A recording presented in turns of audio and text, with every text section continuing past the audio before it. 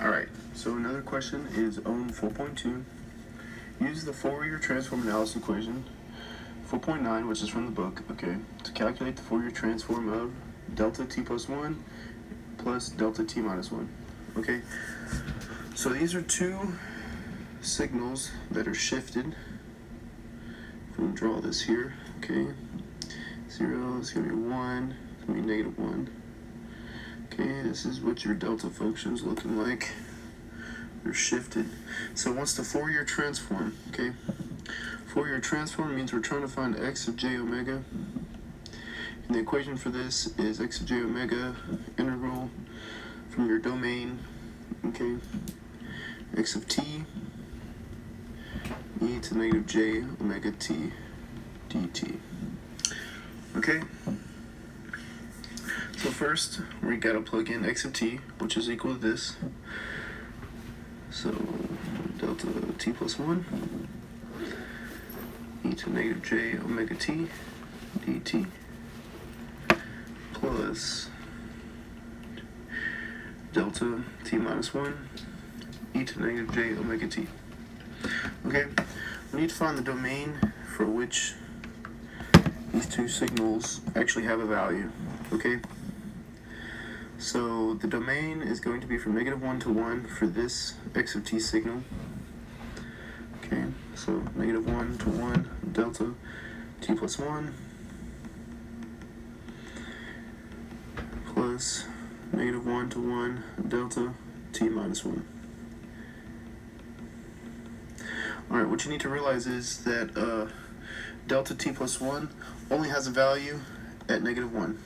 Okay, so this is gone. What you need to realize is delta t minus 1 only has a value at 1. So this is gone, okay? And the other thing is that when you take an integral of a delta function times anything else, the result is just whatever is in the integral minus the delta function, okay? So the result of this is going to be e to the negative j omega t at a value of negative 1 plus e to the negative j omega t at a value of 1. Okay? So we are going to plug this value in for t. So we're going to get e negative j omega times negative 1 plus e negative j omega 1. Okay? So, finally, what you can see is that this is obviously going to turn into Euler's. It's going to be e to the j omega plus e negative j omega. You can obviously see this is going to be 2 cosine omega. And if you look at your sheet, I'm looking at it right now, just to make sure.